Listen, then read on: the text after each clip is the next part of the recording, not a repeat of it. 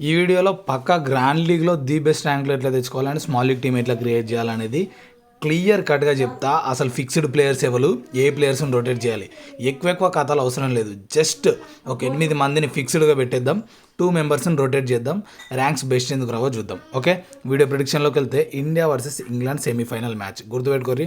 League matches, knockout matches వేరు. Semifinal ఇవి ఉంటాయి కదా నాకౌట్లో, వీటిలలో కంప్లీట్ పర్ఫార్మెన్సెస్ వేరే ఉంటాయి ప్లేయర్స్కి.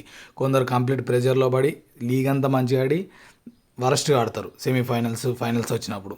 సో ఇవన్నీ ఉంటాయి ఫ్యాక్టర్స్. కాబట్టి మీరు గుడ్డిగా లీగ్ స్టేజ్ పర్ఫార్మెన్సెస్ పెట్టుకొని టీమ్స్ క్రియేట్ చేస్తా అంటే నడవది, మీరు చాలా బుగ్ అవుతారు.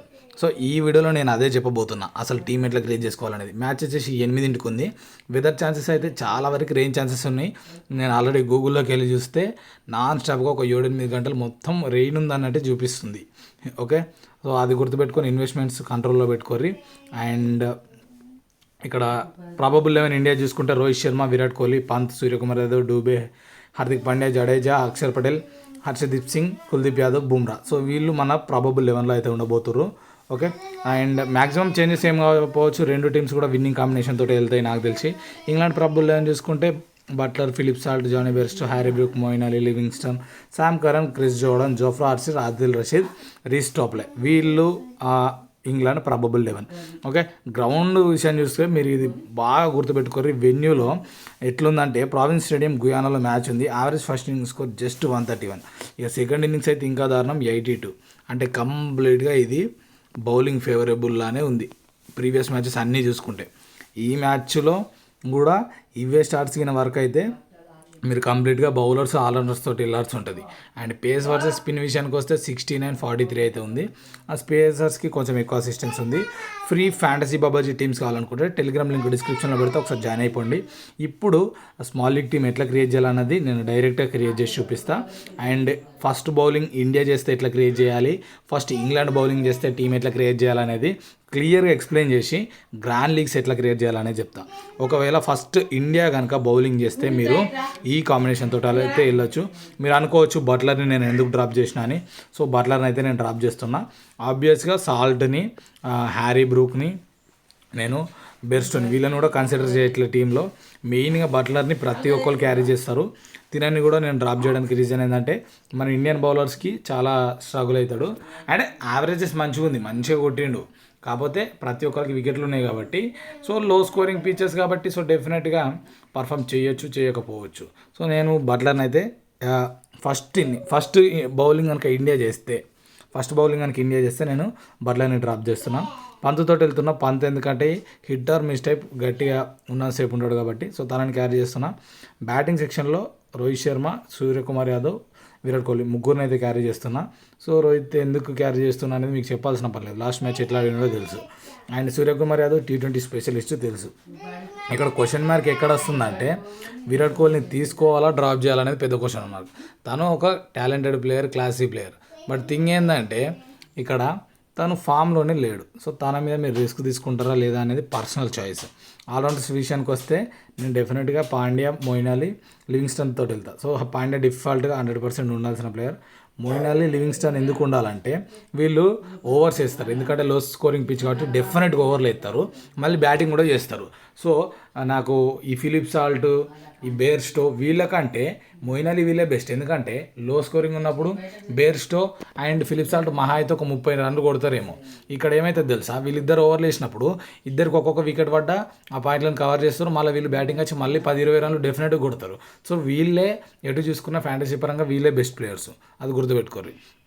బౌలింగ్ సెక్షన్లో అయితే Bumrah, Harshdeep Singh, Kuldeep Yadav. First India bowling చేస్తే వీళ్ళు డెఫినెట్గా ఉండాల్సిన ప్లేయర్స్ ఫస్ట్. ఓకే, అండ్ అట్లనే ఆదిల్ రషీద్.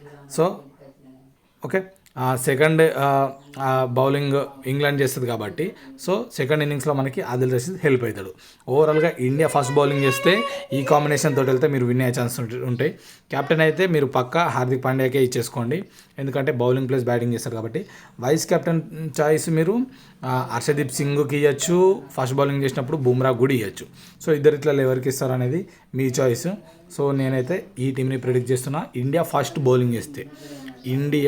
బౌలింగ్ చేస్తే ఈ కాంబినేషన్ తోటి వెళ్ళొచ్చు. ఓకే, నేను ఫైనల్ టీమ్స్ టెలిగ్రామ్లో ఉంటాయి. ఒకవేళ ఇంగ్లాండ్ ఫస్ట్ బౌలింగ్ చేస్తే ఎట్లా అనేది చూద్దాం.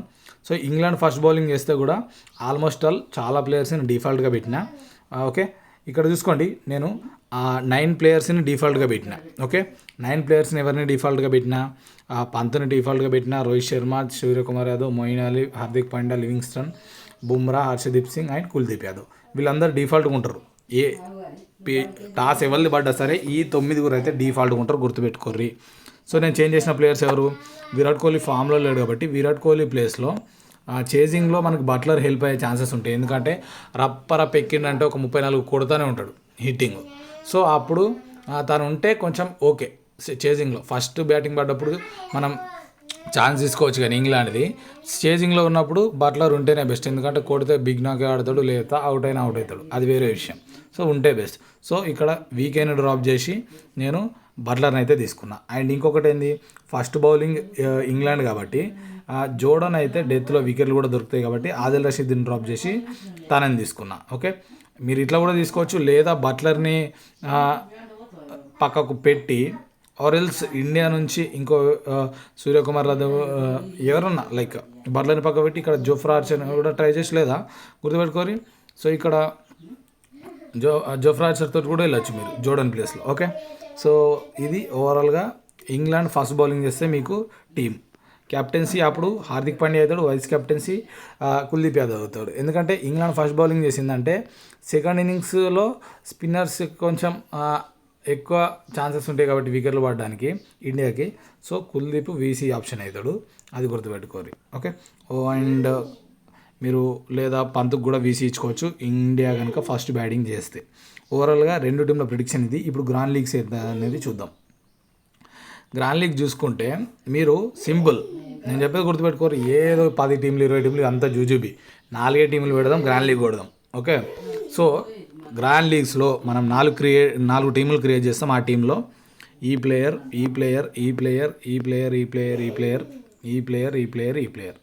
9 ప్లేయర్స్ ఫిక్స్డ్ ఉంటారు 4 టీమ్స్లో. ఓకే, ఈ 2 ప్లేస్లు విరాట్ కోహ్లీ, రషీద్ ఖాన్ ఆదిల్ రషీద్ ప్లేసెస్ చేంజ్ అవుతాయి.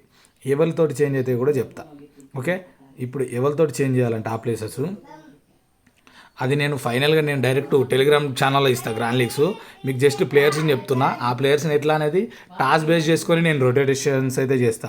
హ్యారీ బ్రూక్, ఆల్రౌండర్ సెక్షన్లో మీరు అక్షర్ పటేల్ని, బౌలింగ్ సెక్షన్లో జోఫ్రా ఆర్చర్ని అండ్